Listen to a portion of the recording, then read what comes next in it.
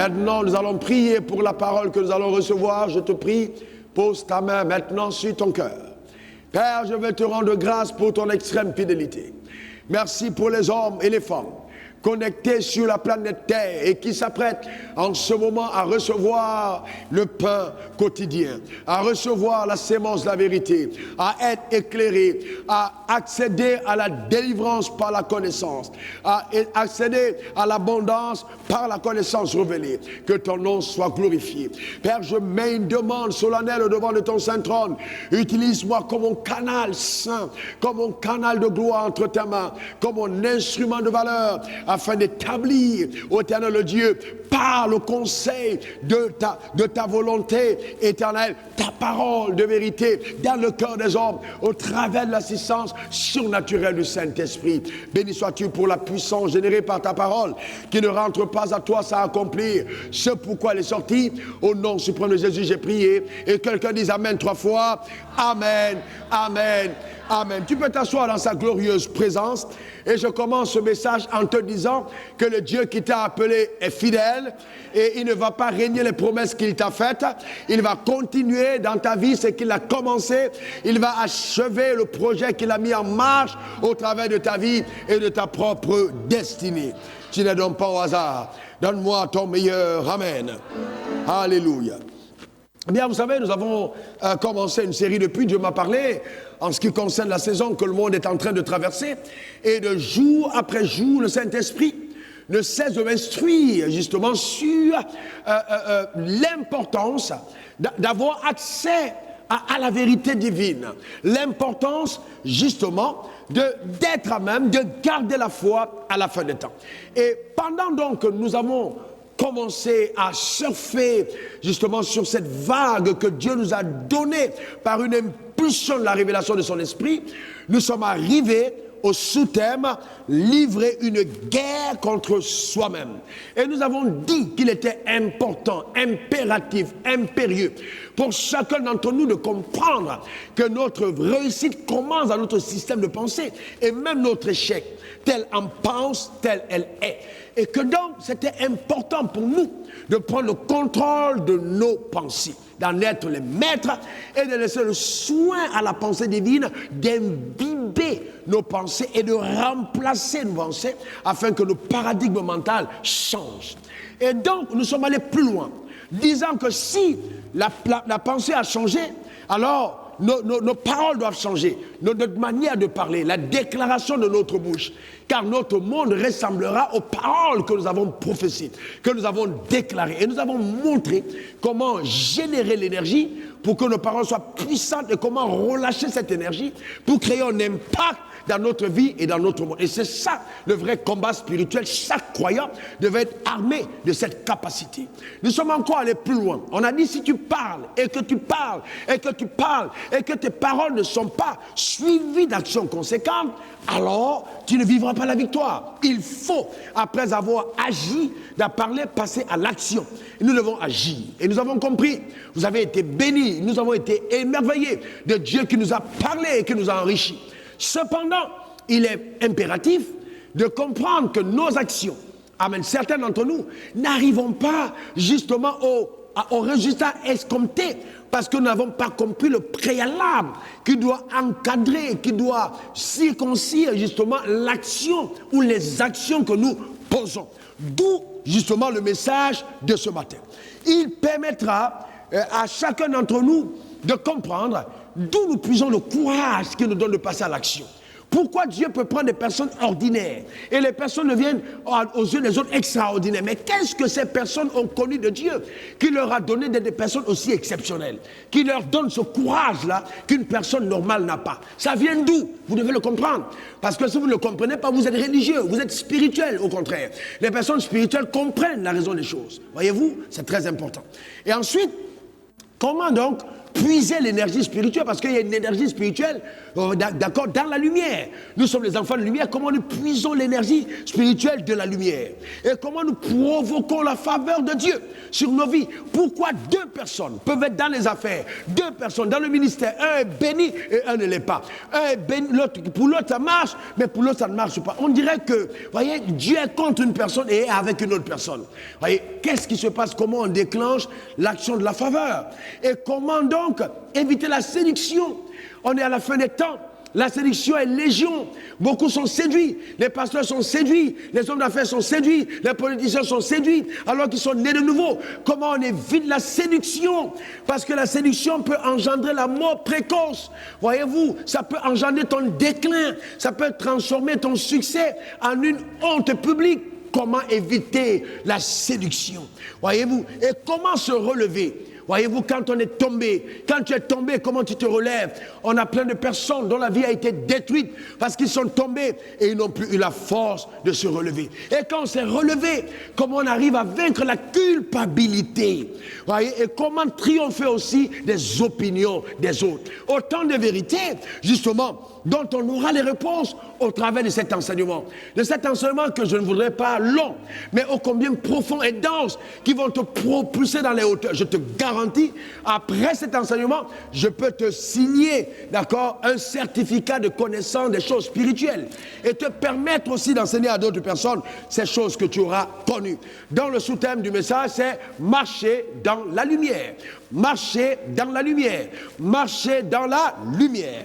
Genèse 1, versets 1 à 5. Au commencement, oh ça c'est beau, hein? Au commencement, Dieu créa les cieux et la terre. Donc dans ce texte, nous voyons clairement que Dieu est le principe de tout ce qui existe sur la terre comme dans les cieux, parce qu'il est le commencement de la création. Il est l'auteur, voyez, de la création. Et ça, c'est très important. Et la Bible dit, la terre était informe et vide. Il y avait des ténèbres à la surface de la Bible, l'Esprit de Dieu se mouvant au-dessus des eaux. Et Dieu dit, il a parlé que la lumière soit, et la lumière fut, parce qu'il a dit. Et la Bible dit, Dieu vit que la lumière était bonne. Dis, la lumière est bonne. Oh, dis-le encore plus fort que ça là où tu es.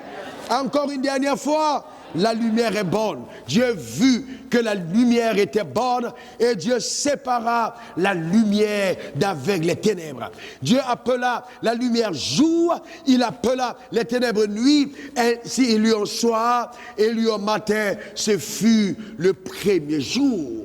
Observez que quand Dieu a appelé la lumière à l'existence et qu'il a vu que la lumière était bonne, la chose qu'il fit immédiatement, c'était quoi? La séparation de la lumière d'avec les ténèbres. Voyez-vous, dans le principe de la séparation est l'un des principes majeurs dans le royaume des cieux, le principe de la séparation. Parce que Dieu ne veut pas de cohabitation possible entre la lumière et les ténèbres. Et ceci avant même notre existence. Donc personne parmi nous ne peut compromettre ce principe parce qu'il a existé avant notre avènement sur terre. Et ça c'est vraiment fondamental. La séparation de la lumière d'avec les ténèbres. Maintenant vous comprendrez pourquoi j'insiste là-dessus. 1 Thessaloniciens 5 verset 5, il est écrit: vous êtes des enfants de lumière. Nous sommes des enfants de lumière. Je suis un enfant de lumière. Alléluia. Donc, selon la Bible, c'est nous qui devons être appelés des frères de lumière. Parce que Dieu dit, nous sommes des enfants de lumière. Et donc, et non des enfants de jour. Et la Bible dit, nous sommes point de la nuit, ni des ténèbres. Dit, je ne suis pas de la nuit. Et je ne suis pas des ténèbres. Encore, dis-le bien. Je ne suis pas de la nuit. Et dis-le la troisième fois, les démons vont partir. Je ne suis pas de la nuit, ni des ténèbres. Tu n'appartiens pas à la nuit, tu n'appartiens pas aux ténèbres. Maintenant, suivez-moi attentivement, frères et sœurs. Quand la Bible dit que nous sommes des enfants de lumière, qu'est-ce que Dieu veut dire? Qu'est-ce que c'est la lumière? La lumière, c'est la transparence, c'est la clarté, c'est la droiture.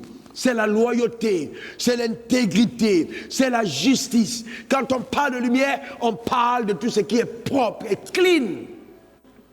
La lumière, c'est les valeurs. Donc si Dieu nous appelle enfants de lumière, Dieu attend de nous que nous ayons des valeurs. D'accord? C'est très important. Et il dit, encore en ajoutant, que vous nos enfants, vous n'êtes pas des enfants de la nuit, ni des ténèbres. Et il dit, vous êtes des enfants du jour. Et qu'est-ce que c'est le jour? Le jour, c'est ce qui détermine l'activité. Et c'est en pleine journée que les économies se construisent. D'accord? C'est pourquoi chaque activité qu'on fait la nuit, trafic de drogue, prostitution, etc., sont appelées à être blanchies. Parce que l'économie du pays ne reconnaît pas les activités de la nuit, normalement. C'est les activités ténébreuses. Ça vient de l'enfer. C'est pourquoi vous allez vous rendre compte que ce que le diable fait, il aime le faire la nuit. Quand on dit boîte de nuit, il n'y a pas boîte de jour. Parce que nous appartenons au jour. Et le jour, toutes les choses sont supposées être claires. On dit que la nuit, tous les chats sont gris. Les choses qu'on aime faire la nuit, c'est des choses qui sont couvertes de la présence des ténèbres. D'accord? Là, en fait, la nuit est faite pour se reposer. C'est pour ça que c'est en pleine journée que nous recevons la lumière qui va réguler notre horloge biologique, permettant ainsi à notre repos d'être un repos profond, parce qu'on aura été exposé à la lumière du jour. Le jour, c'est quelque chose de fabuleux. Donc quand Dieu dit, vous êtes des enfants du jour, c'est qu'il se dit qu'en fait, nous serons de ceux qui vont détenir l'économie de ce monde. L'économie, c'est à nous. Oh, ta manière de dire amen m'embête. Et donc nous allons détenir l'économie, mais avec la lumière, c'est-à-dire la droiture, la justice. On n'aura pas besoin des bisbilles, parce que la gloire et la faveur de Dieu nous accompagnera. Donne-moi le meilleur des amens. C'est très important, très important. Et Jésus a dit, vous êtes la lumière du monde. On n'allume pas une lampe pour la mettre sous la table, mais sur la table afin qu'elle brille. Je décrète, déclare, établi, en vertu des pouvoirs que le ciel m'a conféré, que tu vas briller. Donne-moi le meilleur des amens dans le couloir de ton appel. Ta lumière l'éclat va s'étendre, le rayonnement va grandir. On verra ta lumière au loin. On racontera les œuvres que Dieu fait par toi, parce que tu seras le témoignage de sa fidélité dans ta génération. Ta manière de dire amen m'embête. Oh, j'entends le Seigneur me dire, dis à mon peuple que je ferai pour toi ce qui est plus grand que ce que ta tête est capable de concevoir. Ta manière de dire amen m'embête.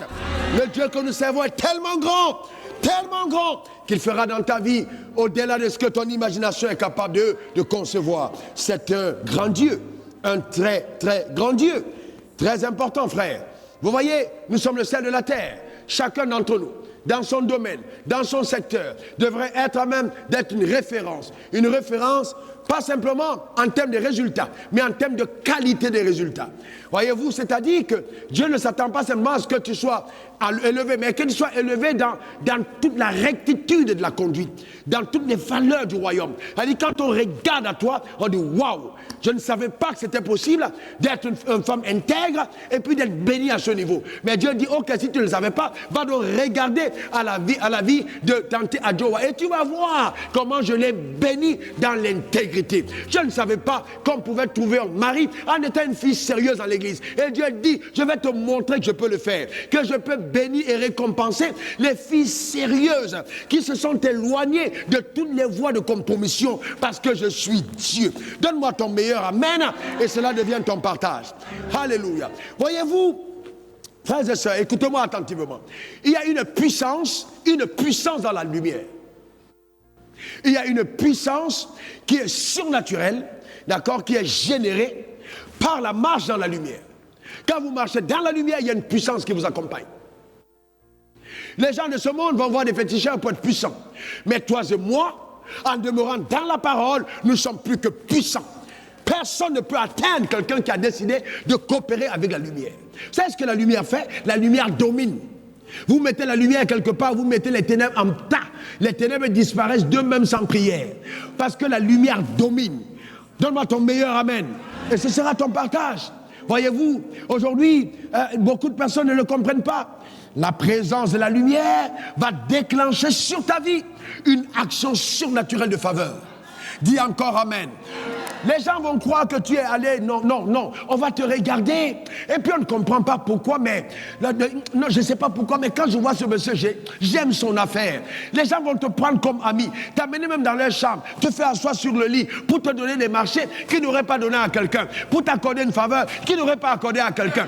Et tu vas te dire, tu ne comprends pas. C'est la lumière de Dieu qui est sur toi. C'est la lumière qui t'accompagne. C'est la faveur qui est avec toi. Dieu dit, quand j'approuve les voies d'un homme, je dispose même favorablement à son égard tous ses ennemis. C'est-à-dire que quand la faveur de Dieu est sur toi et tu t'en vas en élection, même ton adversaire d'en face arrive dans l'une et lui-même il est convaincu, il dit Joe, si on va choisir un vrai candidat, c'est lui. Il vote même pour toi-même alors que vous êtes en compétition. C'est ce que la faveur de Dieu est capable de déclencher sur la vie de quelqu'un. Donne-moi ton meilleur amen. Alléluia. Frère, je ne suis pas là pour t'exciter. Je suis là pour provoquer ta foi afin que tu vives sur terre des histoires particulières. Quand tu les racontes, ceux qui t'écoutent se disent, mais attends, est-ce qu'on sert le même Dieu? Est-ce qu'on adore le même Dieu? C'est ce genre de témoignage qu'on doit recevoir à l'église à la fin des temps. Parce que Dieu est en train de faire une œuvre. Il a dit, quand on va raconter ça aux oreilles, les oreilles vont être étourdies en entendant ce que Dieu est en train de faire. C'est l'heure des témoignages époustouflants. C'est l'heure des témoignages époustouflants. Tu raconteras les merveilles de Dieu. Tu témoigneras de la puissance de Dieu. Donne-moi ton meilleur amen. Dis encore amen. Les gens m'ont rappelé, oui, pasteur, on sait que c'est un peu compliqué pour vous maintenant, que comme l'église n'est plus là, vous n'avez plus assez de finances. J'ai commencé à rire, j'ai dit non, l'église est fermée, mais c'est incroyable. C'est maintenant que les caisses sont hyper remplies d'argent. L'argent vient du nord, du sud, de l'est à l'ouest. Ils ont oublié que la prospérité prend les ailes, ça ne marche pas à pied. Donc même si on a fermé l'église, ça vole, et ça atterrit. Reçois la grâce de Dieu dans ta vie, au nom suprême de Jésus. Mais cette faveur, comment est-ce qu'on la déclenche? En marchant dans les voies de l'Éternel et en faisant ses cuillères agréables. Alléluia. Maintenant, comprenez-moi bien, frère. Qui de vous est prêt à terrasser le Goliath de sa destinée? Qui est prêt à ridiculiser le géant qui s'est opposé à sa vie? Je vais vous montrer comment vous allez livrer votre combat. Soyez comme David. David était moins grand en taille. David était moins armé. David, d'accord, n'avait pas les armes que Goliath possédait, mais David est sorti victorieux du combat contre Goliath. Comment faire donc pour être un David? Comment faire donc pour tomber ton Goliath?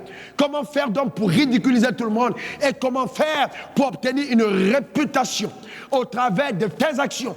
Que là même les gens qui te détestent disent oui, on reconnaît, on n'aime pas Wafo, mais il y a toujours un mais qu'on ajoute. Pour dire, il faut quand même reconnaître que non, Dieu est avec lui. Que cela soit ton partage. 1 Samuel 17, verset 45 à 46, la Bible dit, David dit aux Philistins, tu marches contre moi avec l'épée, la lance et le javelot. Moi je marche contre toi au nom de l'Éternel des armées, du Dieu de l'armée d'Israël que tu as insulté. Donc David comprenait que le combat n'était pas naturel et que s'il devait faire un exploit, il devait s'appuyer sur une arme qu'il n'a pas entre les mains, mais qui est constamment avec lui. C'était l'arme de Dieu. Dieu lui-même à ses côtés. Je viens contre toi au nom de l'armée, au nom du Dieu d'Israël que tu as insulté. Et il lui dit, et ça c'est très beau, verset 46, aujourd'hui, l'Éternel te livrera entre mes mains. Entre mes mains, je t'abattrai et je couperai ta tête. Il le dit sans épée, hein? Je couperai ta tête. Aujourd'hui, je donnerai les cadavres du camp des Philistins aux oiseaux du ciel et aux animaux de la terre et toute la terre. Vous savez, David ne voulait pas des exploits cantonnés dans le village. Il n'a pas dit un petit exploit qu'on va raconter à Ngogmapoubi ou qu'on va raconter à Korogo ou à Man. Il dit, et toute la terre saura. Je suis en train de dire que certains d'entre nous dans cette salle, certains connectés ici à cet hôtel, c'est la terre qui racontera tes exploits. Oh, ta manière de dire Amen m'embête. Il y a des espoirs du champ, il y a des espoirs de la ville, il y a des espoirs du pays, il y a des espoirs internationaux. Que ce message internationalise tes exploits au nom suprême de Jésus. Et que la terre raconte ce que Dieu a fait par toi. C'est ça ton partage. On le racontera. Les gens viendront de loin pour venir voir ce que Dieu a fait à cause justement de la coopération avec la puissance surnaturelle. Vous voyez, frères et sœurs, dans la vie, notez-le, vous ne pouvez pas réussir sans être courageux. Vous avez besoin d'une bonne dose de courage. Une bonne dose de courage, dosée de courage. C'est important. Vous n'êtes pas courageux, vous ne réussissez pas. C'est pas possible. Vous ne pouvez pas réussir. Qu'est-ce que c'est le courage? C'est le fait d'avoir la capacité d'agir, même quand on a eu peur. La capacité d'agir tout en triomphant de ses peurs. Ça veut dire que quand on dit courage, ça ne veut pas dire qu'il n'y a pas peur. Non. Le courage n'a jamais été synonyme de l'absence de peur, mais plutôt la capacité de triompher des peurs qu'on a eues en passant à l'action. C'est ça être courageux. Et je vais plus loin, Dieu ne te demandera jamais de faire ce qui ne va pas nécessiter de toi le courage. Parce que tout ce qu'il te demande de faire est plus grand que toi. Goliath doit être plus grand que toi. Ton adversaire doit être plus grand que toi. La vision doit être plus grande que toi. Il te faut du courage. Ça demande du courage, frères et sœurs. Le courage, c'est important. Il dit à Josué, fortifie-toi et prends courage 3 fois, car je serai avec toi. Ça demande du courage. Le drame aujourd'hui, on a des gens, ils prient. Quand il faut passer à l'action, il manque de courage. Ils sont forts dans les déclarations, mais faibles dans l'action courageuse. Et donc on a limité le périmètre de notre influence aux 4 murs de l'église. Les gens sont là, à l'église, ils sont archevêques, bishops, etc. Mais dès qu'ils sont d'église, ils n'ont même pas une once d'influence. Parce qu'ils n'ont pas eu le courage de passer à l'action, le courage de leur argument, le courage de leur intégrité, le courage de leur foi, l'audace, justement, de dire « Je ne suis pas de ce monde et je fonctionne dans les voies qui sont miennes ». Vous avez besoin d'une dose de courage. C'est très important. Le courage, c'est important. Frère, quand Dieu me parle là, d'arriver en Côte d'Ivoire, j'étais âgé de 27 ans. Vous ne pouvez pas imaginer un jeune homme de 27 ans. Dieu lui dit, quitte ton pays. Quand j'avais plusieurs étaient en position de directeur adjoint, en charge de l'administration. Et j'étais en Sierra Leone, en formation de missionnaire. Après avoir terminé la formation, je mets la carte sur le mur, je dis, c'est Père, parle-moi. Il m'a dit Côte d'Ivoire. J'ai dit, what Côte d'Ivoire? Il dit Côte d'Ivoire. Et je prépare la venue pendant 1 an et demi dans la prière, avant d'arriver. Quand j'arrive, en traversant le pont Oufoué-Boigny la nuit, je vois tous les buildings, les lumières partout, la ville est illuminée. Et tout de suite, cette pensée me vient à cœur. Est-ce que tu ne t'es pas trompé? Est-ce que tu n'aurais pas dû rester au Cameroun? Est-ce que tu n'aurais pas dû accepter la proposition qu'on t'a faite au Ghana? Est-ce que le Burkina Faso, ce n'était pas mieux? Est-ce que le Mali, c'était pas bien? Est-ce que la Guinée proposée n'était pas le bel endroit? Tu vois ces buildings, comment un petit garçon comme toi, tu peux avoir la prétention de commencer une œuvre dans cette ville. Voyez-vous? Et là, je vous avoue, ton cœur commence dim. Oh, est-ce que je n'aurais pas dû rester? Est-ce que... Mais c'est en ce moment-là où tu dois t'appuyer justement sur l'Éternel. Tu dois rentrer en toi-même et prendre une bonne dose de courage. Maintenant, je te montrerai quel est le préalable divin pour que tu sois courageux. Qu'est-ce qui fait que certains d'entre vous ne sont pas courageux? Et qu'est-ce qu'il faut faire pour être courageux? Ça t'intéresse? À partir de là, je te garantis. Tu vois, vous savez, un jour, c'est incroyable. Je vais dormir, je suis invité dans une ville pour un ministère et je m'apprête à aller dormir à 3 h du matin. Aujourd'hui, je suis allé au lit à 4 h du matin et j'étais debout à 5 h 30. Donc souvent, le travail, quand je veux travailler, ça me prend beaucoup de temps la nuit. Donc, j'étais en train de travailler, vers 1 h du matin. J'ai dit, bon, je vais aller dormir. Et j'ai dit, bon, je rentre dormir. J'étais dans la maison d'un directeur d'école dans une ville. Et donc, il m'amène dans la chambre, je me couche. Alors, c'était terrible, infernal, les moustiques. Vous savez, quand je dors, je veux bien dormir. Même si c'est 30 minutes, je veux dormir profondément et me réveiller avec une nouvelle vigueur. Et là, avec les moustiques, je ne pouvais pas dormir. Et à 5 h, j'avais convoqué une réunion pour tous les collaborateurs que je devais former avant d'aller maintenant à l'école. Et donc, il venait à 5 h du matin à la maison. Et donc, je suis allé cogner à sa chambre, je lui ai dit, je ne peux pas dormir, c'est infernal, il y a trop de moustiques. Et trouve-moi un insecticide. Il m'a dit, il n'en a pas. On est donc sorti, on essaie de marcher pour trouver les insecticides en boutique. On n'avait pas. Donc maintenant, j'entends le Seigneur me dire, écoute, tu as l'autorité, tu as l'autorité sur les serpents et les scorpions. Sur toute la puissance de l'ennemi, rien ne peut te nuire. Tu as été créé, tu as l'autorité sur les moustiques. Donc j'ai bien compris que Dieu me disait, il faut régler la situation toi-même. Je suis en train, vous savez, le courage c'est quoi? Mon frère, ne te mets pas dans ta tête que tu vas échouer. Non. C'est pas parce que quelqu'un n'a jamais fait ce que tu vas faire que tu ne vas pas faire ce que tu as fait. Tu es peut-être la personne qui va donner la première référence à ta génération de ce que c'est faisable. Je n'ai jamais entendu quelqu'un dire qu'il a chassé les moustiques par la prière. Mais le Saint-Esprit me disait, tu prieras, les moustiques vont sortir de ta chambre. Je me suis tenu, j'ai dit, moustiques, écoutez-moi bien, il y a d'autres personnes dans la maison, il y a d'autres personnes dans le voisinage. J'ai bien envie que vous mangez cette nuit, mais moi je dois me coucher, demain je c'est certes Dieu qui vous a créé. Je vous ordonne donc maintenant de libérer ma chambre au nom suprême de Jésus. Et les moustiques ont obéi. C'est-à-dire que je me suis mis là, ils sont passés devant moi en ligne. Vous savez, quand vous voyez des choses pareilles, je ne sais pas ce qui peut vous faire peur. Quand vous voyez des choses pareilles, vous ne pouvez pas là et puis on vous dit, un sorcier va vous attaquer. Dieu, les moustiques ont obéi à ta parole, c'est pas un sorcier qui va te faire trembler. Souvent, les petits témoignages que tu as eus avec Dieu dans le secret deviennent un grand encouragement devant le Goliath. Amen. Dieu a été avec toi, il ne te laissera pas tomber. Qu'est-ce que David a dit? J'étais en brousse, j'ai tué le lion et j'ai tué l'ours. Mais qui est donc ce gars pour me faire peur? Parce qu'il a vu Dieu marcher avec lui. Ayez des expériences privées, ayez des expériences secrètes, ayez des expériences secrètes avant d'attaquer l'expérience publique. C'est très important. D'accord? Écoutez-moi bien, c'est très important. Donc pour cela, il est important de prendre conscience de ton appartenance au royaume des cieux. Dis, j'appartiens au royaume de Dieu. Non, déclare-le encore. S'il te plaît une dernière fois, j'appartiens au royaume de Dieu. C'est très important. Qu'est-ce que fait ton appartenance au royaume? Oh Dieu Tout-Puissant, ton appartenance au royaume engage le royaume sur ta vie. Le royaume est engagé, c'est-à-dire tes actions engagent le royaume. Parce que ta défaite devient une défaite collective et jette le propre dans le royaume. C'est pour ça que quand David était en train de lutter contre Goliath, la victoire sur Goliath a été bénéficiaire à tout le peuple d'Israël. Vous êtes d'accord avec moi?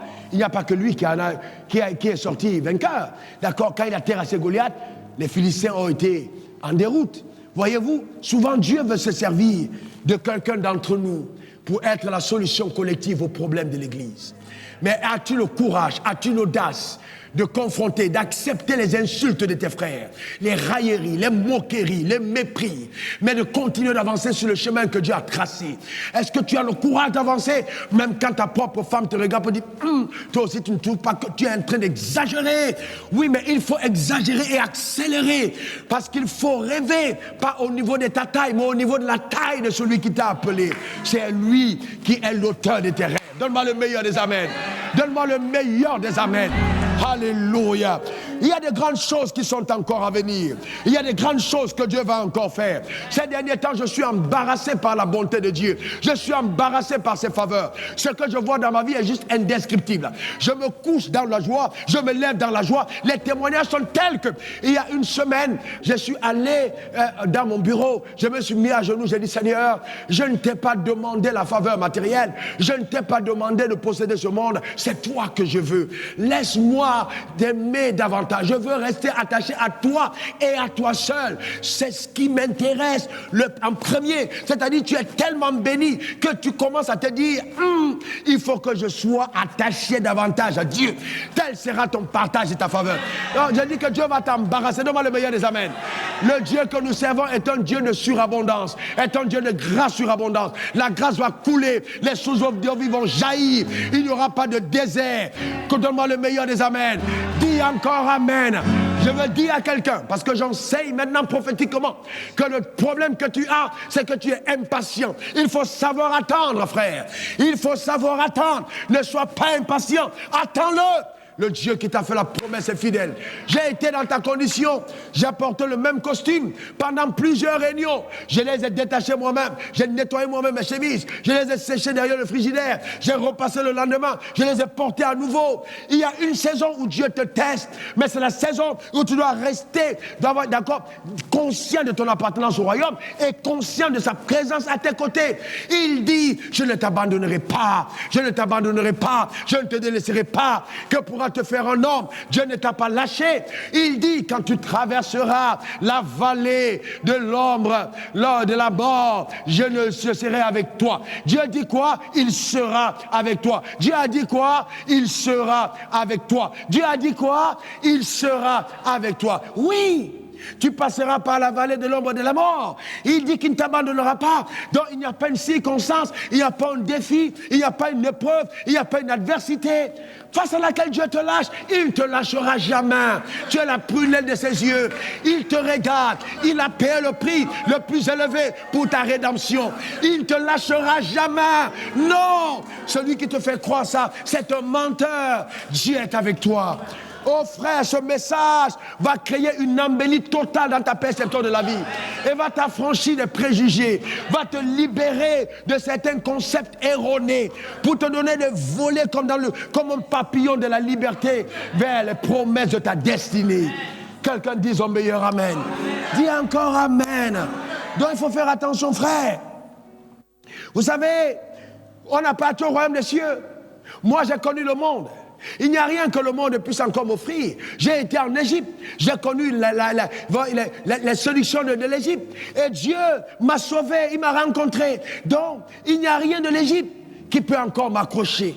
Voyez-vous, nos expériences dans le monde. J'ai été dans le monde. Dieu m'a sauvé. J'appartiens au royaume des cieux. Mais qu'est-ce que le monde peut me proposer? Rien du tout. Rien. Alors j'ai dit, alors rien du tout. Parce que ce que j'ai découvert en Christ, c'était incroyable. Vous savez, le péché, quand le diable veut vous séduire, il vous amène à vous rebeller à la voix de Dieu et à pécher. Et le péché va donc vous déposséder de vos avoirs. Vous enlevez les possessions initiales que le ciel vous avait réservées. C'est comme ça que Ève a été séduite. On lui a dit, si tu manges de ce fruit, tu seras comme Dieu. Mais le diable savait qu'elle était déjà comme Dieu. Alors la tromperie et la séduction, c'était pour lui enlever ce qu'elle avait. Dès qu'elle a mangé, elle a chuté. Frères et sœurs, il vaut mieux attendre que celui qui a provoqué ta faim te serve à manger. Je reprends, celui qui a provoqué ta faim te serve à manger. Si tu es un enfant de Dieu et que tu as faim de miracles, c'est pas la peine d'aller faire les fétiches. Tu as faim de bénédictions matérielles, c'est pas la peine d'aller. Non, il y a des lois dans le royaume qui te permettent d'accéder à toutes ces choses. Si Dieu a mis en toi cette faim, c'est qu'il est en train de préparer le plat que tu vas manger. Donc sois patient, ne mange pas la proposition du pain corrompu, ne mange pas le lentille, des caïens, d'accord? Faut pas faire ça. Il faut, frères et sœurs, attendre les repas qui viennent d'en haut. Et je vois le ciel descendre avec un service traiteur. Oh, ta manière de dire amen m'embête. Alléluia. Dans le péché est une œuvre de séduction. De séduction. Ève a été séduite. Adam a péché. Ils ont été trompés. Et voyez, et à cause d'eux, le sol a été maudit. Frère, il est probable qu'à l'étape de cette marche, les choses ne marchent pas dans ta vie. Je ne comprends pas pourquoi. Je ne comprends pas si. Mais est-ce que tu es en train de faire ce que Dieu t'a demandé? Est-ce que tu fais les choses comme Dieu le veut? Avant de te plaindre. Oh non, on dirait que on va faire perdu dans son frère. Ben non, ce n'est pas maintenant. Je mourrais même, mon cadavre couché. Quelqu'un est malade, posez sa main sur moi. Il va être guéri. Non, il y a des gens qui ont l'onction depuis le ventre. Ce pas des gars qui ont été mouillés ou bipés. C'est des gars que Dieu a appelés depuis le ciel. J'en fais partie.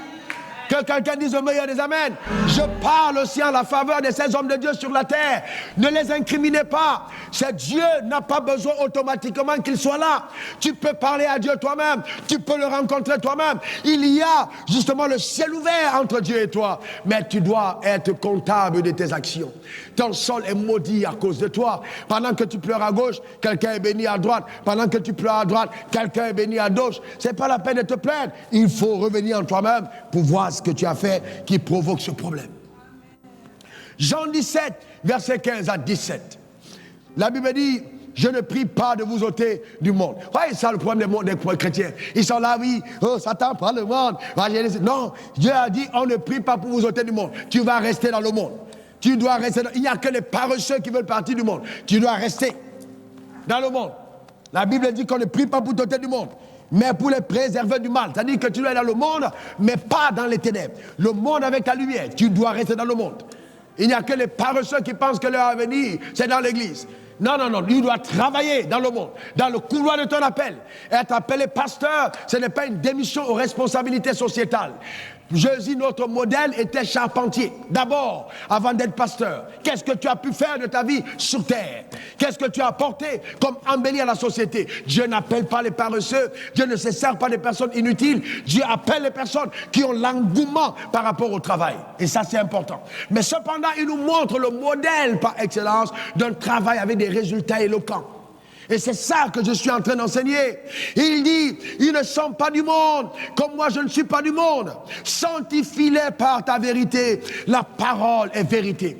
En d'autres termes, suivez-moi bien, je ralentis, je rétrograde, vitesse arrière. Écoutez-moi bien. Et il dit, en fait, que ce qui nous sanctifie, c'est-à-dire ce qui nous préserve du monde, ce n'est pas la prière, c'est la vérité. Il dit, aussi longtemps que tu es dans la vérité, tu n'as pas besoin d'avoir peur du monde. C'est-à-dire, la vérité est une armure de protection continuelle. Aussi longtemps que tu es dans la vérité, on n'a pas besoin, non, dans la vérité, c'est fini. Vous savez que les gens qui prient pour dire, Seigneur, protège ma maison, protège mes enfants, si tu es fidèle avec ta portion dans l'air, tu n'as pas besoin de faire ces prières. Pas besoin. Alors, faire ces prières, c'est une ignorance des promesses de Dieu. Il dit, pour toi, je menacerai celui qui dévore. C'est-à-dire, Dieu lui-même se tient au ciel et il prie pour menacer le dévoreur. Lui-même, il chasse le dévoreur sans que tu ne pries. Il y a des prières qui sont tellement religieuses, on ne comprend pas pourquoi on prie pour ça. Sanctifie-les par ta vérité. Ta parole est vérité. Donc nous sommes dans le monde.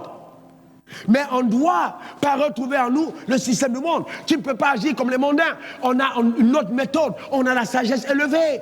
Mets-toi dans les hauteurs comme l'aigle. Ne vole pas au niveau des moineaux, des perdrix, des hérons. Prends de la hauteur, monte dans les airs.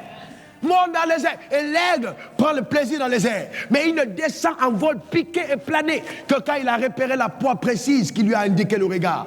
Donc ce n'est pas la peine de dégager ton énergie n'importe comment. Il y a quelque chose que Dieu te montrera et tu vas prendre ton envol vers là. Et tu ne rateras pas. Est-ce que quelqu'un comprend de quoi je parle? Donne-moi le meilleur des amens. Maintenant, il est possible que je parle à quelqu'un qui n'est pas de cette école. Tu es de l'école de ceux qui ont décidé d'attendre le ciel pour être béni. Alors tu ne peux pas m'écouter longtemps. Il faut que tu zappes et tu vas ailleurs. Si tu continues d'écouter, c'est parce que tu crois que Dieu peut se servir de toi. Ouais, donc du moins que rien que tu étais.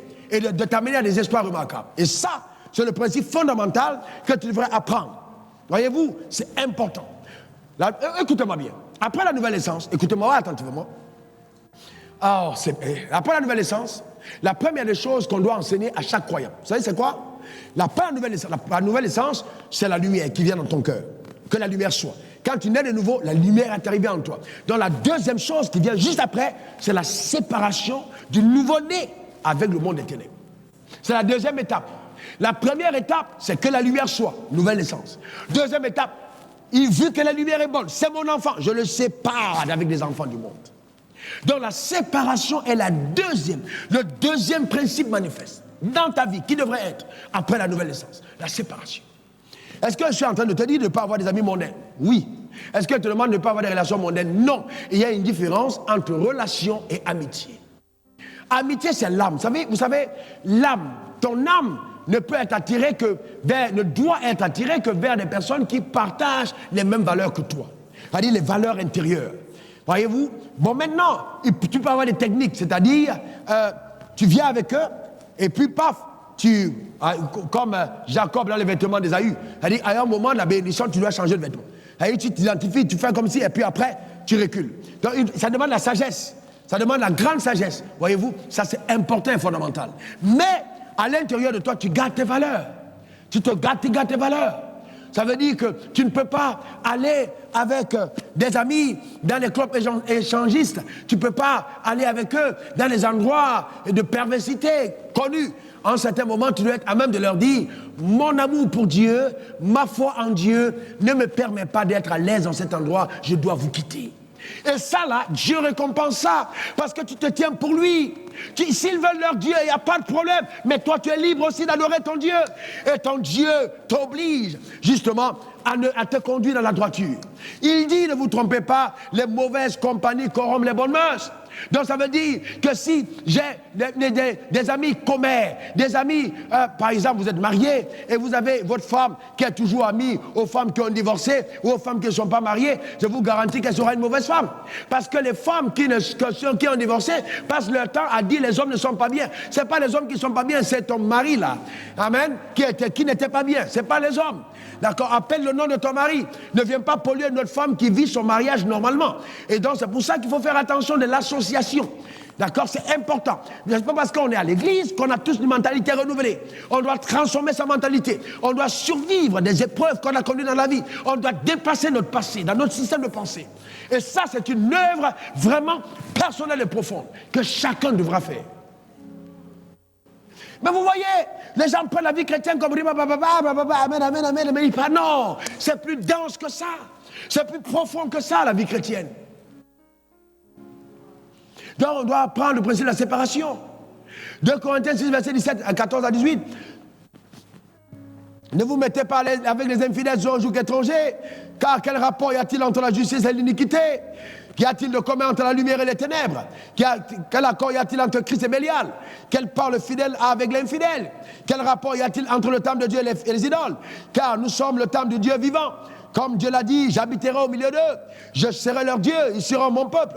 C'est pourquoi sortez du milieu d'eux, séparez-vous, sortez du milieu d'eux, séparez-vous, sortez du milieu d'eux, séparez-vous, sortez du milieu d'eux, séparez-vous, dit le Seigneur. Ne touchez pas ce qui est impur, et je vous accueillerai. Je serai pour vous un père, et vous serez pour moi des fils et des filles, dit le Seigneur Tout-Puissant. Donc il dit quoi? Séparez-vous. C'est ça le principe. Frère, oh oui, mais attends, mais comment tu me demandes de me séparer? Mais c'est lui qui me donne. Non, en fait, il te donne ça parce que Dieu a touché son cœur. Oui, c'est Dieu qui touche les cœurs des hommes. Il a le cœur des rois entre ses mains. Il incline les cœurs tel où il veut, tel un courant d'eau. C'est important. Voyez-vous, très important, frère. Donc maintenant, comment je fais? C'est ça qui est important. Comment je fais donc? Comment je fais pour coopérer avec la lumière? Comment je fais? Oh, pasteur, je veux coopérer avec la lumière. Je ne sais pas comment faire. Comment je coopère avec la lumière? Comment je fais pour marcher pleinement dans la lumière? Quelqu'un me dira, mais pasteur, tu ne connais pas mes problèmes. Mon frère, j'ai la grâce d'être sacrificateur et roi. Donc, je connais la sacrificature, je connais la royauté. Donc, je suis entré dans les deux ancrages, hein, comme David. Donc là, je peux vous parler des choses en connaissance de tout. D'accord? C'est très important. Donc, là, vous voyez, comment on est entré dans la lumière. Regardez ceci. Matthieu 6, verset 22 à 24. Matthieu 6, 22, 24. Matthieu 6. Hein, si ça t'intéresse, c'est bien. Matthieu 6, 22, 24. L'œil est la lampe du corps. L'œil est la lampe du corps. L'œil est la lampe du corps. Ça veut dire, mon frère, McDonald, que ton œil est ce qui t'éclaire. L'œil est la lampe du corps. C'est ce que la Bible dit. Si ton œil est bon, tout ton corps sera éclairé. Continuez. Mais si ton œil est mauvais, tout ton corps sera dans les ténèbres. Si dans la lumière qui est en toi est ténèbres, combien seront grandes ces ténèbres? Et arrêtez là. Le texte dit, si la lumière qui est en toi est ténèbres, ça veut dire que la lumière d'un croyant peut devenir ténèbres. Ça veut dire que le fait d'être né de nouveau ne garantit pas une marche dans la lumière. Je peux avoir été éclairé et ensuite obscurci de ma lumière qu'elle était changée en ténèbres. Et beaucoup de croyants sont dans ce cas. Et même des pasteurs sont séduits parce que la lumière est devenue ténèbres. Alors ton œil est un œil pourri, un œil qui a besoin d'être régénéré. Tu as un glaucome spirituel, une cécité, d'accord, qui t'empêche. Rappelez-vous de Samson. Il était tenu par un jeune homme, il ne savait plus marcher. Et le jeune homme le tenait la main, il était aveugle. Pourquoi? Parce que spirituellement, la perception avait changé. Parce que souvent, certaines séductions peuvent vous rendre aveugle. D'accord? Spirituellement parlant. Donc il faut faire attention. Il faut faire attention à son regard. La perception de la vie, vous voyez, on ne la regarde pas avec nos yeux naturels. La perception est influencée par le regard. Le regard surnaturel, c'est très important. Très important. Nul ne peut servir de maître.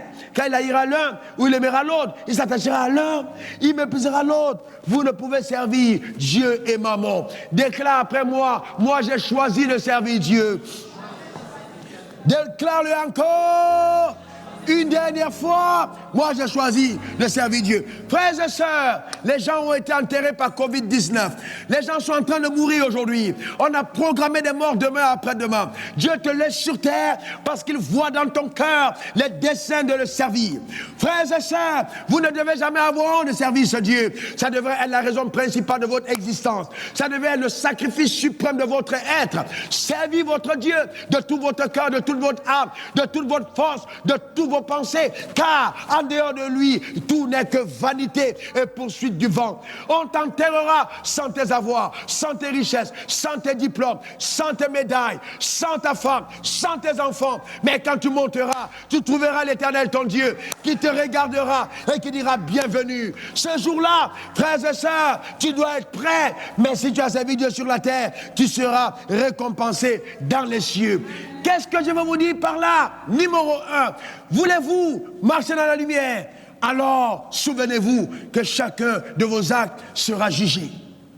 Souvenez-vous, peut-être pas par le tribunal d'Abidjan, peut-être pas par le tribunal de Paris, peut-être pas par le tribunal de Washington, mais peut-être et sûrement par le tribunal du ciel. Car les actions cachées aux yeux des hommes sont révélées aux yeux de Dieu. Dieu voit tout et juge tout. Le temps viendra où il jugera chacune de nos actions. Alors on doit faire attention, frères, car il y a beaucoup de succès qui sont des échecs. Il y a beaucoup de succès qui sont des leurres. Il y a beaucoup de succès qui sont des tromperies. Il y a beaucoup de succès qui sont des pièges. Il y a beaucoup de succès qui sont une séduction. Et donc, pourquoi je le dis? Chaque succès qui n'a pas pour fondement la vérité est une séduction déguisée. Et donc, frère, il faut bien qu'on le comprenne. 2 Corinthiens 5:10, car il nous faut tous comparaître devant le tribunal de Christ, afin que chacun reçoive selon le bien ou le mal qu'il aura fait étant dans son corps. Oh, ce corps de la chair. Un jour, nous allons te quitter. Et ce jour, nous allons faire face au tribunal de Dieu. Ce jour-là, ce n'est pas ta réputation qui va compter, c'est ton caractère. C'est ce que tu es et non ce que les gens disent. C'est ce que tu es et non ce que les gens voient. Oui, ce jour-là, la beauté de la récompense paraîtra. Ce jour, c'est une éternité. Ce jour, il n'y aura pas de monde, il n'y aura pas d'horloge. Tu seras introduit là où le temps est suspendu pour l'éternité. Ah, ce jour glorieux. Frère, voyez-vous, deuxième chose, je ne peux garder en moi le perpétuel souvenir de ce jugement si je ne suis baigné dans les Écritures par la méditation de la parole de Dieu. La méditation de la parole de Dieu. Josué 1, verset 8 à 9, la méditation de la parole de Dieu. Que ce livre de la loi ne s'éloigne point de ta bouche. On a dit quoi de ta bouche? Enlève ta Bible de l'oreiller et mets-la dans ton cœur. Voilà le vrai problème. Vous avez des grosses Bibles qui vous ont coûté cher, mais aucun verset biblique que vous connaissez. On trouve des hommes de Dieu incapables de citer la Bible. Vous êtes là, vous connaissez tout ce qui est raconté sur Facebook, Twitter, WhatsApp, mais vous ne pouvez pas citer un verset biblique convenablement. Où est cette génération de ceux qui veulent faire l'impact? La clé, c'est la méditation. Quand nous étions plus jeunes dans la foi, quand nous étions des jeunes dans la foi, on s'amusait à citer des chapitres en entier. Je récite Jean 1, l'autre récite Jean 2. On mémorisait les versets. On dormait avec la parole, on se levait pour voir si on l'a bien cité. Mais aujourd'hui, les gens se vantent de leurs 4 pièces, de leurs chaussures. Ça va venir. Mais la richesse est d'abord intérieure, la méditation. Médite-le jour et nuit pour observer. Regardez ce qui est, mais pour agis fidèlement selon tout ce qui est écrit. Car c'est alors que tu auras du succès. On dit quoi? C'est alors que tu auras du succès. On dit quoi? C'est alors que tu auras du succès. Voilà l'une des clés des maisons au succès. Je suis condamné au succès parce que j'ai donné de la place de qualité à la parole de Dieu dans mon cœur. Et je continue toujours. Frère, je vous le dis, pour vous qui me regardez, jeunes gens, beaucoup viennent dire, on veut venir à Abidjan, on veut venir rester avec toi, on veut apprendre le ministère. Quel est ton secret? Je vous donne un, simple. Prenez du temps dans la parole. Prenez le temps dans les Écritures. Prenez des bains de vapeur de la parole divine. Laissez la parole baigner votre âme. Baigner, rincer votre cœur. Laissez la parole gouverner totalement le paradigme de vos pensées. Soumettez vos pensées du village à la parole de Dieu. Soumettez vos pensées traditionnelles, vos pensées humaines à la parole de Dieu. Même quand ça fait mal, donnez le soin à la parole de Dieu de prendre la première place. Non ma volonté, mais la tienne. Ça, c'est dans la méditation. Oh, c'est dans la méditation que nous prenons les résolutions. Parce qu'on médite. Il dit, c'est alors que tu réussiras. C'est alors que tu réussiras. Frères et sœurs, je dis aux gens ce que je vois aujourd'hui dans ce ministère, ce que je vois par ma vie. J'aurais jamais imaginé que j'aurais pu voir ça. Jamais de la vie. Jamais je l'aurais imaginé. que j'aurais pu voir une chose pareille. J'avais même pas rêvé. Mais chaque jour, la parole de Dieu, en la méditant, Dieu ouvre des vannes. Dieu me montre de nouveaux univers. Il me montre de nouvelles dimensions. Il me montre de nouveaux niveaux. Que cela soit ton partage. Au nom suprême de Jésus. Aimez la parole de Dieu. Vous savez, je fais des bisous à ma Bible. Avant d'étudier, je dis à Dieu combien j'aime la parole. Je tape la Bible sur ma tête. Je dis, Père, je veux transférer ta sagesse dans cette tête humaine. Je veux dégager l'odeur de ta connaissance lors de mes passages. Voilà autant de choses que j'ai dit en privé à Dieu. Je chante avec mes castagnettes. Je chante et je crie à Dieu, j'aime ta parole. J'aime ce que ta parole a fait de moi. J'aime les interdictions que ta parole m'impose. J'aime les obligations qu'elle me donne. J'aime la force qu'elle me communique. J'aime le courage que j'ai par ta parole. Oh Seigneur, je prends plaisir à méditer ta parole. Frère, ma femme sait, ma fille, elles savent. C'est le seul moment où j'aime pas être dérangé. Je suis en privé, je suis fermé, je suis avec la Bible, je suis avec Dieu et je la lis et je la rassasse et je crie et je danse et je saute. Et je vais vous dire une chose vraie, je n'ai jamais connu un plaisir aussi intense que ces moments dans sa présence. Oh oui, c'est pas le plaisir sexuel, au-delà. C'est pas le plaisir d'entrer dans un avion privé, au-delà. C'est pas le plaisir de dormir dans un secteur, au-delà. C'est pas le plaisir de marcher avec 6 chiffres, 9 chiffres, au-delà. C'est pas le plaisir de porter un costume sur mesure qui te fait au-delà. Il y a quelque chose d'incroyable quand tu entres dans cette dimension de la connaissance de Dieu. Alléluia. C'est incroyable, frère. Je dis incroyable. Vous devez soupirer, désirer, crier, jeûner, appeler, demander, papa, c'est ce que je veux. Je le veux de mon cœur. Oh, mon âme pleure devant Dieu quand je vois cette génération de jeunes serviteurs de Dieu qui ne comprennent pas la nécessité de s'attacher à la parole de Dieu. C'est un tel mensonge, une telle séduction. Vraiment, c'est terrible. Vous ne pouvez pas grandir. Vous ne pouvez pas grandir. Vous ne pouvez pas impacter. Vous ne pouvez pas rayonner. Vous ne pouvez pas briller sans le fondement de la parole. Vous devez aimer la parole. Vous savez, aujourd'hui, je vois des gens, dès qu'ils ont un peu, peut-être 500 millions, 1 milliard, il faut passer par 5 numéros de téléphone pour les atteindre. Mais c'est parce qu'ils ne connaissent pas Dieu. Plus Dieu vous élève par ses voies, plus il vous rend humble. Je vous garantis, il vous rend humble. C'est-à-dire que vous vous rendez compte, vous respectez tout le monde. Et vous respectez le cuisinier, et la servante, et celui. Et vous respectez tout le monde. Vous respectez l'homme sans emploi. Vous respectez la faible. Vous respectez le fort. Parce que c'est Dieu qui vous a fait. D'où nous vient cet orgueil de sale dans la maison de Dieu. On doit se dépouiller et se vider de cette vaine manière de faire. Frères et sœurs, je vous dis la vérité. Ce n'est pas possible. On doit vivre Dieu. Vous savez, il y a des gens qui prêchent Dieu et à la maison, la femme est fâchée quand le mari arrive. Vous devez être une bénédiction. Pas simplement sur l'autel. Vous devez être agréable hors de l'autel. Les gens vous côtoient. Ils doivent sentir qu'ils côtoient quelqu'un qui vit avec Dieu. C'est pas Hollywood. Ce n'est pas Bollywood. Ce n'est pas Nollywood. C'est Divinewood. C'est le royaume. C'est important. Le royaume des cieux. C'est ce qui doit être. Arrêtons, vivons Dieu, méditons la parole. C'est pour ça qu'on entend une jeune fille dire, oui vraiment, pasteur, je ne sais pas, j'ai des problèmes, parce que chaque fois je rencontre un homme, il me laisse, après il te laisse. Tu l'as rencontré, dis-nous ce que vous avez fait avant qu'il te laisse. Non, il a dit qu'il ne peut pas acheter un costume sans mesurer. Toi, tu as un costume? Je ne peux pas manger le pain sans goûter. Tu as le pain? Le problème, c'est que tant que tu n'as pas médité la parole pour comprendre pourquoi Dieu te demande de ne pas faire certaines choses, tu feras des choses sans comprendre. Et puis après, quand tu as les conséquences, tu dis que c'est Dieu. C'est pas Dieu. Non, c'est ta faiblesse d'action. Combien de pasteurs sont infidèles avec leur portion d'alliance? Et ils disent Dieu ne me bénit pas. Mais frères et sœurs, aujourd'hui, j'essaie de comprendre comment quelqu'un peut manquer. C'est-à-dire, ma réflexion aujourd'hui, c'est comment faire pour manquer. C'est-à-dire, en fait, je suis tellement déconnecté du manque que je n'arrive pas à comprendre comment on peut manquer. C'est-à-dire comment manquer, j'ai l'impression que c'est plus dur qu'avoir. Voyez-vous, donc un enfant de Dieu qui échoue fait plus d'efforts que celui qui réussit. Parce qu'il te fait faire plus d'efforts pour échouer que réussir. Je vous demande pourquoi. Le gars qui avait un talent, il a échoué. Vous pensez que cacher un talent, c'est difficile, c'est facile? C'est difficile. Il a mis son énergie à le creuser, cacher, changer une bonne cachette, réfléchir. Et tu le vois vieillir avant son heure. Qu'est-ce qu'il a? C'est la pensée qu'il a de son maître. Comment tu peux être avec ton maître, ton leader, et tu penses du mal de lui, et tu penses que tu vas réussir? Tu ne réussis pas. C'est la sorcellerie. La puissance de Dieu est manifeste sur terre au travers de la soumission à l'autorité. Vous êtes insoumis à l'autorité, vous perdez votre temps, vous ramez contre le vent. Vous allez être emporté dans le rivage de l'échec. Ça ne sert à rien.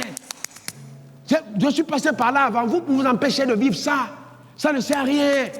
Dieu m'a fait partir de Sierra Leone pour aller demander pardon à mon pasteur avant de venir en Côte d'Ivoire. Ça ne sert à rien. Alors que je ne vais même pas parler contre lui, j'avais juste pensé, ça ne sert à rien. Le Dieu qui t'a appelé fidèle, humilie-toi sous sa main puissante et il t'élèvera au temps convenable. Sois donc ce croyant-là. Comment pouvez-vous faire de votre sujet de conversation, on efface le nom d'un pasteur ou un, vous citez le nom d'une personne que Dieu a oint à table, vous n'avez pas peur de ses anges? Frères et sœurs, comment pouvez-vous, même d'un enfant de Dieu, d'un saint de Dieu, comment pouvez-vous bannissez dans votre système de pensée de certaines manières de faire qui vous mettent en arrière? Après vous dites pourquoi je ne vois pas, je ne vois pas. Mais frère, qu'est-ce que tu fais pour voir? Ensuite, vous voyez, il faut prier. S'il vous plaît, priez. Aujourd'hui, vous n'aimez pas. Priez et jeûnez. Vous ne pouvez pas être... Et s'il a Dieu sans prier, priez. C'est pas oui, Seigneur, je te rends grâce. Prière numéro 5. Au nom de Jésus, Amen. Tu as écrit toutes les prières. Prière numéro 1, tu dis aujourd'hui, bon, c'est prière numéro 5, Seigneur. Toi, tu connais toutes choses. Amen. Tu t'en vas. Non. Il s'agit de parler à Dieu. D'avoir une communion avec Dieu. D'avoir une relation avec Dieu. D'avoir une intimité avec Dieu, d'aimer ces moments, de supplier après ces moments. C'est important, aimer la parole, aimer la présence. Jeûnez, privez-vous de la nourriture. Vous entrez chez vous, il y a de la nourriture partout. Vous sentez la bonne odeur de cuisine. Mais vous dites, je ne mange pas aujourd'hui. Ou je ne mange pas avant 18h. Et tu dis, j'aime l'Éternel. Je suis en jeûne. Je veux m'attacher à lui. Je ne mange pas. Ce n'est pas une affaire d'aller crier, mais tu le dis. Mais tu n'es pas là en train de jalouser ceux qui mangent. Non. Tu peux t'asseoir avec eux, ils mangent, tu es à côté. Non, il ne faut pas me tenter. Non, frère, tu t'assois à côté, on mange, tu regardes. Tu dis aux gens, je ne mange pas. Tu ne vas pas mourir. Tu ne vas pas mourir. Ah, mais physiquement, ça va t'aider. Tu n'as même pas encore 50 ans, tu ressembles à un père de 75 ans. Et tu ne comprends pas qu'il faut jeûner. C'est important pour toi. Dès qu'une fille part, boum, tu te retournes ici, boum, tu te rends compte que tu deviens un aiguillon. Jeûne! C'est important, frère. C'est important. Il faut jeûner. Vous ne pouvez pas triompher sans avoir tétanisé votre chair. Traitez-la durement. Jeûnez. C'est important, il faut jeûner. Voyez-vous? Et quand vous avez terminé le jeûne, la Bible dit, Matthieu 26, verset 41, veillez de prier, afin que vous ne tombiez dans la tentation. D'ailleurs, vous voyez donc, ça veut dire que le jeûne et la prière vont te préserver de la tentation. Donne-moi un bon amen. Le jeûne et la prière vont te préserver de la tentation. Jeûnez, priez. Ensuite, 4, obéissez à Dieu. Obéissez. La puissance de Dieu est manifeste par l'obéissance à l'autorité. Alors ton mari, c'est ton chef. Alors il te dit, ma femme, aujourd'hui on va au club échangiste. Est-ce que tu pars? Mais le jour il te dit, ma femme, tu ne donnes pas ta portion d'alliance. Tu dis, mon mari a dit de ne pas portion d'alliance. Je ne donne pas. Ma femme, on ne va plus à l'église. Mon mari a dit, on ne va plus à l'église. Je ne pars pas. L'obéissance à l'autorité n'est obéissance que quand ça ne correspond pas à de la désobéissance à l'autorité supérieure. Donc si ton mari te demande de faire ce qui est contraire à ce que Dieu demande, alors là il te demande mal. Tu n'es plus obligé d'obéir. Parce que si moi ton pasteur je t'ai dit, à partir d'aujourd'hui prenez 2 femmes.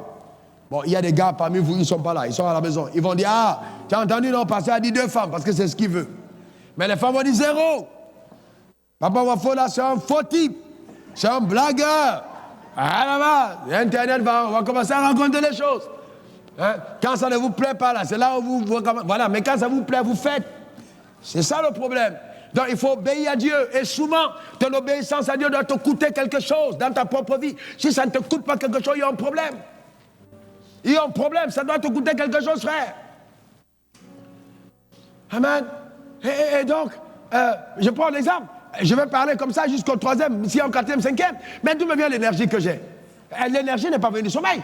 Non, il est venu du temps dans la présence de Dieu, du temps dans sa présence. Donc si je ne prends pas le temps de la préparation et que je suis à la fête samedi, en train de jouer, en train de manger, boire, ôter, je vais venir ici dimanche, vous allez écouter quoi? Les mêmes personnes qui vous ont invité là, c'est eux qui vous ont insulté. Regardez un pasteur, regardez-le. C'est eux qui te servent. Hein. Après tout, regardez, ça c'est un pasteur, ça. À minuit, il est ici avec nous. Après, demain, il va te prêcher, il va prêcher. Je ne me plais pas plus. Les gens sont mauvais. Donc, vous devez faire attention, frère. Vous devez veiller sur vous. Est-ce que vous comprenez? Ouais. Attention, les hommes, il faut faire attention. Le même Jésus qu'on a acclamé quand il a multiplié les pains, c'est les mêmes qui ont dit crucifié, crucifié, crucifié. Frère, il faut faire attention. Vous devez marcher avec une totale obéissance à Dieu. Et la prière va vous aider sérieusement à l'obéissance à Dieu. Alors il y a 2 dimensions d'obéissance. Quelqu'un dit 2 dimensions. Quelqu'un dit encore 2 dimensions. Il y a la dimension de l'obéissance à la parole de Dieu, la dimension d'obéissance à la voix de Dieu. Pourquoi est-ce qu'il est fondamental d'obéir à la parole? La parole va te donner la plateforme, va te donner le modèle d'opération. La parole te donne le modèle d'opération, c'est-à-dire le mécanisme d'action. C'est la parole qui te donne. Maintenant, la voix de Dieu va te montrer le territoire, le domaine où tu vas mettre en application le modèle. Donc si par exemple Dieu te dit d'être juste, il va te montrer, ta justice la mettra en pratique selon la parole, mais maintenant il va t'amener dans un territoire où ta justice va éclater et tu vas rayonner dans ce domaine. Donc il y a l'obéissance à la voix, l'obéissance à la parole. Les 2 sont importants. D'accord? Et l'obéissance à la voix ne doit pas falsifier l'obéissance à la parole. Tu ne peux pas me dire, oui, j'ai entendu, je suis un homme spécial, Dieu m'a dit, je suis un homme de Dieu, que pour moi spécialement, je dois prendre 3 femmes ou 4 femmes. Je suis le pasteur. Et il y a des gens qui obéissent, ah oui, non, c'est l'homme de Dieu, c'est l'homme de Dieu, l'homme de Dieu. Oh, homme de Dieu, homme de... Et les gens lettrés, les gens, vous vous demandez, mais qu'est-ce qui s'est passé? C'est en fait la séduction. La séduction frappe cette génération. Et ça se manifeste comment? Premier indice, insoumission à l'autorité. Les gens insoumis, souvent c'est les ministres, souvent c'est les directeurs de société, c'est les chefs d'entreprise, c'est les hommes politiques, c'est les pasteurs. Ils disent, oh Dieu m'a appelé, Dieu m'a dit, moi aussi je vais ouvrir. Frère, est-ce que Dieu t'a parlé? Tu peux raccourcir ta destinée parce que tu es en train d'être séduit par une voix qui n'était pas celle de Dieu. Il faut faire attention, frère. La séduction peut opérer dans tous les domaines. Tu peux être séduit à l'entrée du mariage. Tu peux être séduit à tous les niveaux. Il faut faire attention. La séduction.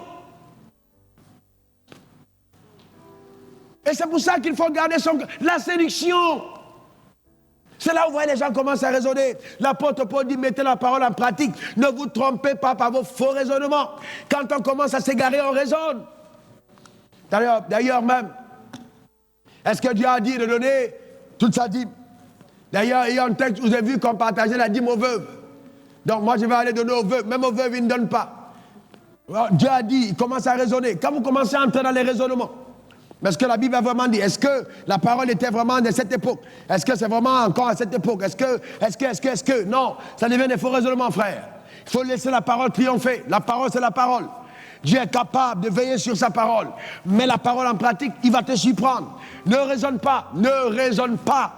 Applique les Écritures, mets-les en marche. Ne raisonne pas. Est-ce que ça va? C'est important. Le diable commence à te dire, même, est-ce que c'est grave? Même David, tu n'es pas David, tu es Joseph, tu es Jacob, tu es André, tu es Élie, tu es Franck. Donc, frères et sœurs, la séduction, attention à la séduction. Quand le cœur commence à se lever contre l'autorité, c'est un mauvais signal. C'est un indicateur que le déclin n'est pas loin. Le syndrome de Lucifer a déjà touché ton cœur. Garde ton cœur, garde-le.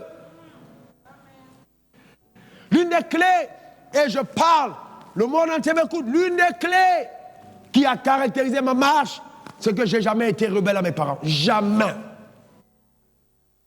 Je dis bien jamais. Et je ne parle pas du ministère comme vous faites aujourd'hui, hein, du ministère 7 étoiles. Non, c'est pas de ça.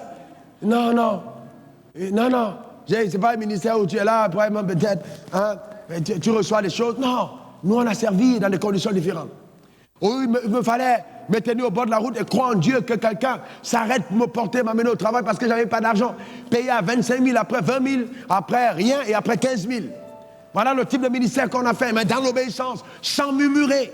Oui, j'étais à même le sol, couché, j'ai préparé mes messages. Souvent dans les bus, assis, je prépare. Quand le bus fait ça, je m'arrête. Après, j'écris parce que je dois implanter des écoles dans les villes. Je n'ai même pas le temps de dormir. Voilà comment on a appris le travail.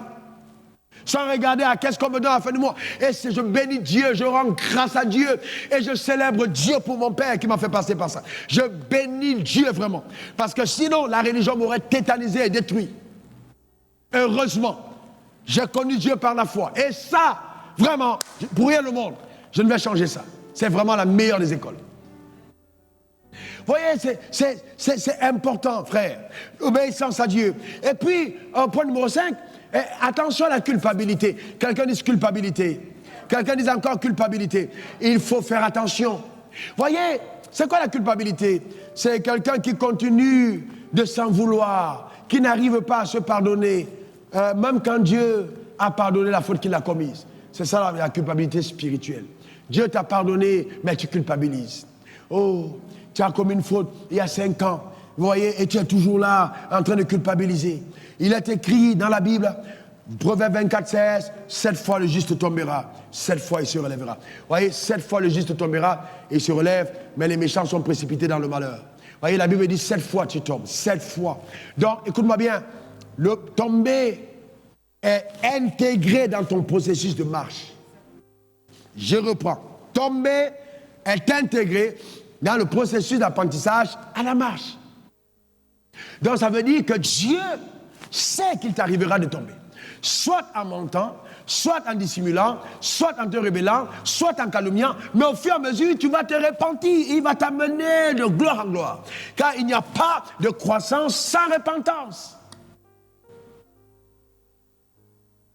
Donc c'est important de le comprendre. Et la Bible dit au verset 17, ne te réjouis pas de la chute de ton prochain. C'est-à-dire quoi? Si ton ennemi a chuté, ne va pas dire oui, vraiment je ne comprends pas comment une sœur, elle a pu faire ça, comment un homme de Dieu comme lui, comment cette dame a pu faire ça. Ferme ta bouche.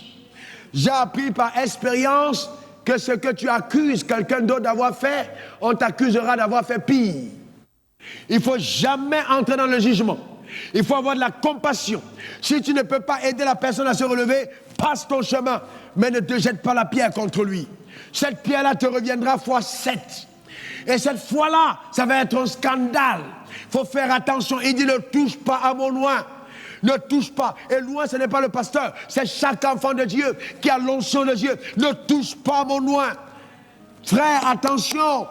D'accord? La Bible dit, il se relève. Il y a des gens, quand ils tombent, ils pleurent. Non. La maturité spirituelle. Vous voyez, le bébé, quand il tombe, il fait beaucoup de bruit. Pourquoi il pleure? Il attire la maman. Quand la maman vient, bon, et puis la maman dit, qu'est-ce qu'il y a? Et puis elle vient, on le relève. Ça, c'est le bébé. Vous voyez, il pleure beaucoup. Mais l'adulte, quand il tombe, qu'est-ce qu'il fait? Vite! Il se relève, il guette même pour voir est-ce que quelqu'un m'a vu. Parce que là, il sait que ce n'est pas sa place. Et la maturité spirituelle, c'est la capacité de te relever aussitôt que tu es tombé. C'est-à-dire, n'attends pas, tu es tombé lundi pour dimanche venir demander pardon à l'église. Tu peux mourir entre-temps. Il faut te repentir à l'instant. Et croire que Dieu t'a pardonné parce qu'il dit dans 1 Jean 1, verset 9, si nous péchons et nous demandons pardon, il est juste et fidèle pour nous pardonner et purifier de toute iniquité. Quelqu'un dira, mais pasteur, c'est pas possible, j'ai commis le même péché 3 fois, est-ce que Dieu me pardonnera 3 fois? Il a demandé à toi de pardonner 77 fois 7 par jour, 70 fois 7. Donc ça veut dire que par jour, tu dois pardonner combien de fois? 490 fois que tu vas pardonner par jour. Alors maintenant, si tu vas donner 490 fois par jour à quelqu'un qui te force, Dieu te pardonnera combien de fois? 490 fois multiplié par 1 milliard. Parce que lui, il incarne le pardon. Donc il va te pardonner. La culpabilité, c'est t'amener à vivre dans le passé. Mais ton Dieu est miséricordieux. La miséricorde triomphe du jugement. Il te relève de tes chutes. Son amour te donne de triompher. Le fouet que tu vas recevoir, la miséricorde de Dieu vient te relever. Il est écrit, la miséricorde triomphe du jugement. Je vois Dieu relever certaines personnes de leur chute. Je vois Dieu te restaurer dans la dignité de la gloire qui t'est réservée au nom suprême de Jésus. Restaurer totalement au nom suprême de Jésus. Oui, c'est ça, la miséricorde triomphe du jugement. C'est ce qui est écrit, hein, Jacques 2, verset 13. Voyez-vous, donc c'est important, voyez-vous. Et donc, frère, écoutez-moi bien, je suis en train de chuter. Vous devez avoir le courage de vous pardonner. Dis, je dois me pardonner. Encore, je dois me pardonner. Je dois me relever. Amen. Abraham s'est relevé. David s'est relevé. Tu dois te relever. Les grands hommes et les grandes femmes sont ceux qui se relèvent. Tu dois te relever. Tu ne peux jamais avoir la couronne de gloire si tu ne t'es pas relevé après être tombé. Il faut te relever. Ne pas te relever, c'est manquer de foi en l'égard de ton Dieu. Ne pas te relever, c'est insulter la grâce. Ne pas te relever, c'est mépriser le sang. Ne pas te relever, c'est offenser le sacrifice qui a été pourvu à la croix pour toi. Il faut te relever. Ta place n'est pas par terre. Alléluia. La justice de Dieu n'est pas simplement là pour te condamner, mais elle est aussi là pour gracier les personnes. C'est ce que Dieu m'a dit hier. Accorder une grâce divine aux inculpés les plus coupables et qui invoquent la miséricorde de Dieu d'un cœur sincère. Il dit accorder, vous voyez ce que Dieu m'a dit par le Saint-Esprit? Accorder une grâce divine aux inculpés les plus coupables. C'est-à-dire tu es inculpé au tribunal. On doit te condamner. Mais comme tu es repentant, il t'accorde une grâce divine. La grâce divine dépasse la grâce présidentielle. Elle te fait sortir des géoles. Elle restaure ta dignité. Elle te remet en position. Elle te redonne tes avoirs. C'est ça la grâce d'en haut. Reçois-la au nom suprême de Jésus. Ta manière de dire Amen m'embête, donne-moi meilleur Amen. Alléluia. Amen. Donc, voyez-vous, la femme, la femme qui avait la femme adultère qu'on devait lapider. Vous vous rappelez que la ville était réunie contre elle, n'est-ce pas? Et quand Jésus est venu dire que celui qui n'a pas péché jette le premier la pierre, est-ce qu'on l'a encore lapidé? Alors Dieu m'a montré quelque chose que je n'ai pas vu depuis hier, jusqu'à hier. Alors la femme, quand elle est partie de là, ses problèmes ne s'arrêtaient pas là. Parce que là, maintenant, on ne l'a pas lapidée, mais il y a une opinion d'elle. C'est la femme adultère. Elle va rencontrer son mari à la maison. On voulait te lapider. Maintenant, Jésus dit ne la tuez pas. Tu rentres à la maison. Pas là. Le mari te tue. Il dit quoi? Tu m'as trompé, on ne t'a pas tué. Jésus t'a lâché. Mais ici, là, peut-être même qu'elle perd son mariage. Jésus a pardonné. Mais l'homme peut dire je ne pardonne pas. On est d'accord. Maintenant, la femme quitte. Elle va au supermarché. Ses amis, on veut pas vous voir avec elle. Cette femme-là, c'est une femme adultère. On continue de l'appeler adultère alors que Jésus a pardonné. Et ceux qui l'appellent adultère sont peut-être 10 fois plus coupables. Pourquoi? Parce que ceux qui prennent la pierre pour lapider un homme sont plus cruels que quelqu'un qui commet l'adultère. Et eux s'appellent meurtriers. Et dans la vie, c'est ça, hélas. On est dans un jeu de tromperie et d'hypocrisie permanente. D'accord? La femme doit triompher de tout ça. La femme doit être à même de se mettre dessus. C'est pas facile. C'est pas facile. Quand vous passez par là, tout le monde vous bombarde. Tout le monde vous jette la pierre. Souvent, vous n'êtes même pas coupable, mais on vous assassine parce que les gens n'aiment pas la réussite. Non, chaque fois que Dieu est avec vous et vous commettez une erreur, les gens vont vous tirer dessus. Quand un événement vous arrive, mais vous devez être fort. Triompher les opinions des autres. C'est parce que les autres pensent de toi qui définit ce que tu es. Et Dieu m'a dit de te dire qu'il n'a pas consulté ton père, ni ta mère, ni ta frère, ni ta tante, ni ton ami, ni le président de la République vous t'appelez. Il t'a appelé sans les consulter. Donc, il n'a pas besoin de leur avis, de leur opinion pour continuer d'agir avec toi. Frères et sœurs, il faut triompher des opinions des gens. Qu'est-ce que les gens disent? Qu'est-ce qu'ils racontent? Mets-toi au-dessus. Même Jésus, quand il a posé la question, les gens se sont trompés à son sujet. Frères et sœurs, continue d'avancer. Dieu te connaît. Jésus te connaît. Et la bonne nouvelle, pour terminer, c'est que Dieu me dit de te dire qu'il a connu ton passé, ton présent et ton futur avant de t'appeler. Il connaissait qui tu étais. Il connaissait ce que tu allais commettre comme comme faute. Mais il a regardé le total. Il dit, j'ai besoin de lui, j'ai besoin d'elle. Malgré le fait qu'elle ment, malgré le fait qu'elle va voler, malgré le fait qu'elle va commettre l'adultère, j'ai quand même besoin d'elle. J'ai envie de montrer aux gens que je peux restaurer une adultère, je peux restaurer un voleur, je peux bénir quelqu'un qui est passé par des travers pareils. Oui, on peut triompher des choses qu'on a vécues. Il t'a choisi. Dans le jour où tu tombes, ce n'est pas une surprise. Il était déjà au courant. Ce qui est une surprise, c'est que tu restes là sans te relever. Il t'a appelé parce qu'il savait que tu allais te relever. Maintenant, tiens-toi debout et continue ta marche vers la destinée que Dieu a tracée pour toi. Donne-moi ton meilleur amen. Dis encore amen. Alléluia. J'ai connu un pasteur qui est allé en prison, mais qui n'a plus jamais pu dans sa vie se relever de la prison. Le ministère a été détruit à cause de ça dans un pays. Un pasteur qu'on a arrêté dans un pays, on l'a mis en prison. Il n'était pas fautif, on l'a emprisonné. Mais les pasteurs que nous sommes l'avons laminé. Pendant qu'il était en prison, chacun se contentait d'aller faire une propagande autour de son église pour récupérer certaines ouailles, pour en faire de nouveaux membres de leur église. Il faut qu'on atteigne la maturité où si un pasteur a un problème. Nous prenons nos pasteurs, nous avons dans cette église pour enseigner. On dit aux pambas ne quittez pas l'église, restez là-bas. On vient enseigner, on vient bénir l'église jusqu'à ce que le pasteur sorte du problème et il continue son travail. C'est là où on sera le royaume. Mais tant qu'on est entré dans les jeux, les petits bisbis mondains, hypocrites, tout ça, c'est pas le royaume. Je suis désolé. Et tout ça, c'est la pauvreté. Il faut qu'on en soit délivré. Alors, je suis venu t'apporter la parole que Dieu a donnée. Je suis venu apporter le conseil de Dieu. Marche dans la lumière et tu verras la gloire de Dieu t'accompagner tous les jours de ta vie, au nom suprême de Jésus. Frères et sœurs, ne croyez jamais que l'homme qui se tient devant vous, qui vous parle, est une exception à la règle. Nous sommes tous concernés par la vérité. Et moi-même, j'ai dû triompher des adversités terribles. J'ai connu des adversités où alors on a mis des panneaux pour dire comment reconnaître un faux prophète, l'ex-femme du révérend ou un faux témoin. On a accusé de sorcellerie alors que tout le monde sait au ciel que c'est pas vrai. Mais il fallait se lever, il fallait continuer d'avancer face à cette adversité. Comment vas-tu te comporter quand le test viendra? Comment vas-tu te comporter quand l'épreuve surviendra? Comment vas-tu te comporter quand les opinions des gens vont changer? Comment vas-tu te comporter quand les gens penseront que tu es un sorcier parce que la vipère t'a mordu alors que tu es un apôtre? Comment vas-tu te comporter? Voyez, il faut savoir que le temps de la morsure et des accusations va toujours passer et le temps où les opinions vont changer arrivera. Quand la morsure ne te fera pas mourir, alors tout le monde changera d'avis en disant ça c'est ton Dieu.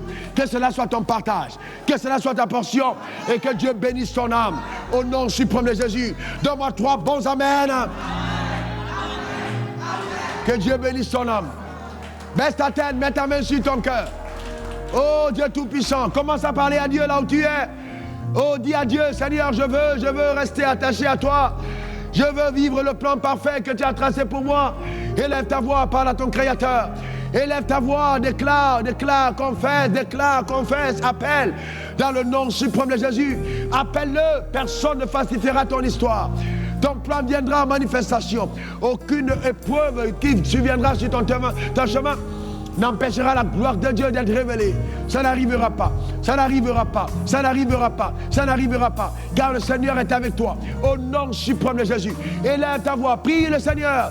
Les gens changeront d'avis, car celui qu'on voit aujourd'hui n'est pas tout ce qui devra être. La gloire se révélera par la puissance insoupçonnée du Saint-Esprit. Au nom suprême de Jésus, élève ta voix, parle à Dieu, parle à ton Créateur, parle à ton Père, parle à ton Seigneur. Alléluia, gloire à l'agneau. Père, je veux te rendre grâce. Que ton nom soit béni, que ton nom soit exalté. Béni sois-tu pour la parole que nous avons entendue. Merci pour la vie qui nous a été communiquée. Je prie de tout mon être, au nom suprême de Jésus, qu'il y ait une embellie remarquable dans la vie de chacun d'entre nous. Par tes pouvoirs élevés, au nom suprême de Jésus, j'ai prié. Et quelqu'un dise Amen 3 fois. Amen, Amen, Amen. Demeure comblé, demeure béni, demeure attaché à Dieu. Gloire à l'agneau. Alléluia.